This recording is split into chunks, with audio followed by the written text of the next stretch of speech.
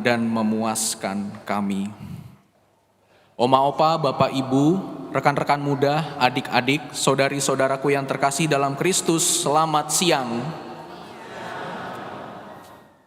Bacaan-bacaan hari ini temanya sangat menarik, tentang makanan, tentang minuman.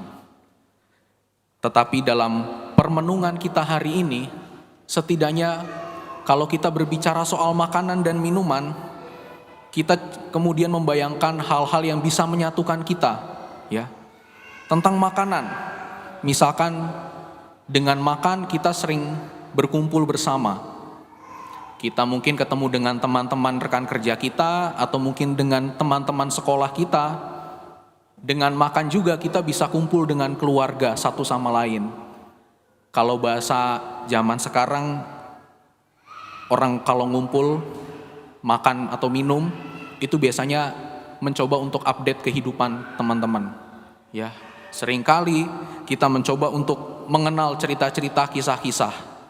Atau mungkin hal yang menyatukan juga dialami oleh pasangan-pasangan muda yang punya pacar, yang akan menikah, ngedate bareng, pasti soal makan, pasti minum juga.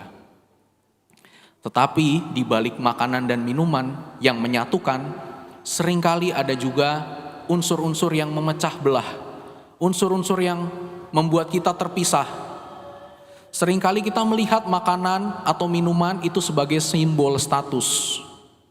Simbol yang kemudian membuat kita menjadi ada jarak antara diriku dan juga orang lain.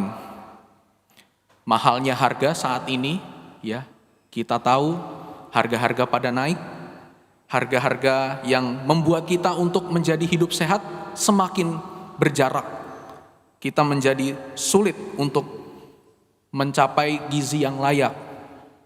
Bahkan fenomena yang tidak luput dari perhatian kita, tidak hanya di negara kita, tetapi seluruh dunia, soal kasus kelaparan juga masih ada.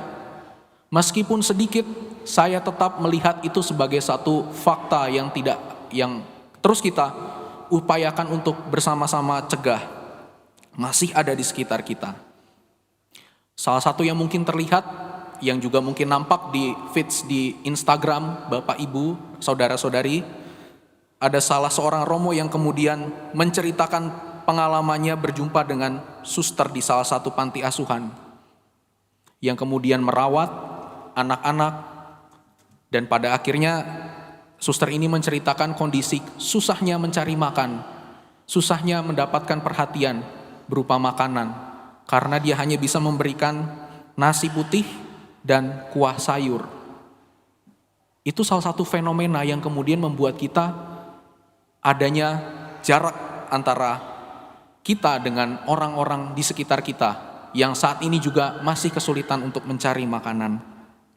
Nah, saudara-saudariku yang terkasih, bacaan-bacaan hari ini kembali mengingatkan kita.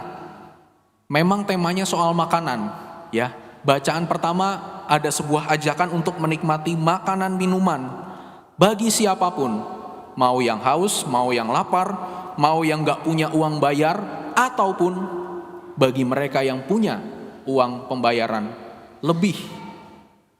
Dan bacaan Injil juga kemudian mengingatkan kita bahwa setiap pengikut Kristus yang saat mereka mendengarkan pewartaan Kristus, mereka yang disembuhkan, itu juga menikmati makanan melalui pemberian Yesus sendiri, pemberian dan juga mukjizat atas penggandaan roti, penggandaan ikan, dan sampai tersisa 12 bakul penuh.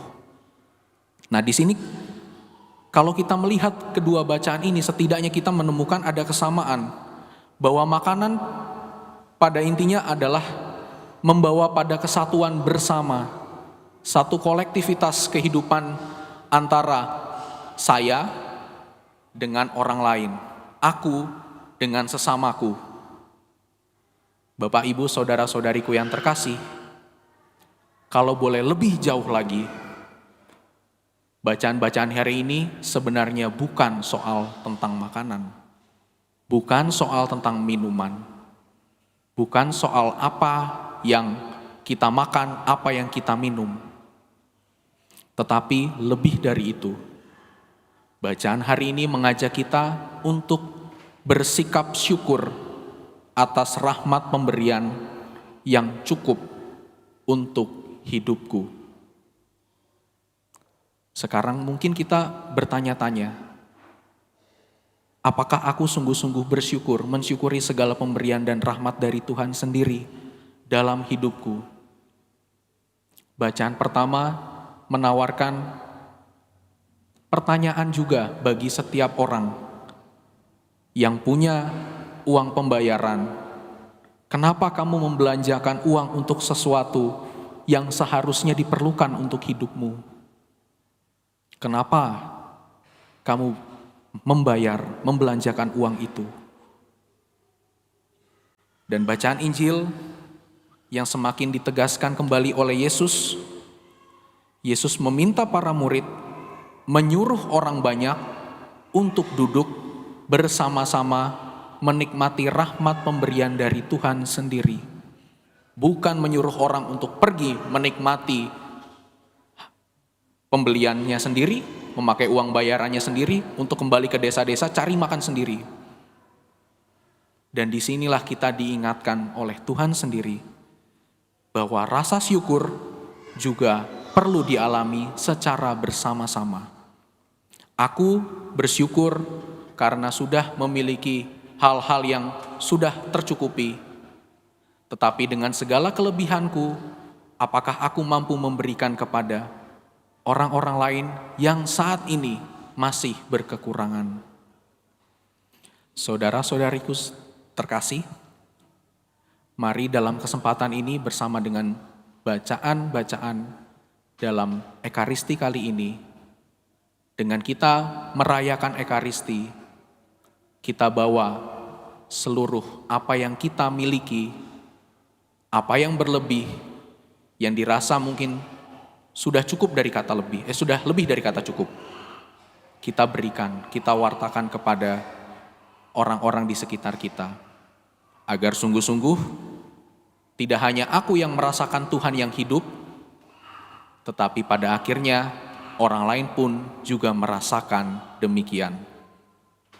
Rahmat pemberian Tuhan kiranya selalu menyertai hidup dan perjalanan kita, dan juga segala kelebihan yang kita miliki, sungguh-sungguh kita berikan, karena Tuhan sudah mencukupkan dalam kehidupan kita setiap hari.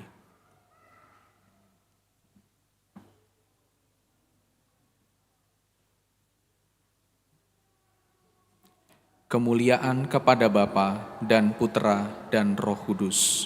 Seperti pada permulaan, sekarang, selalu, dan sepanjang segala abad.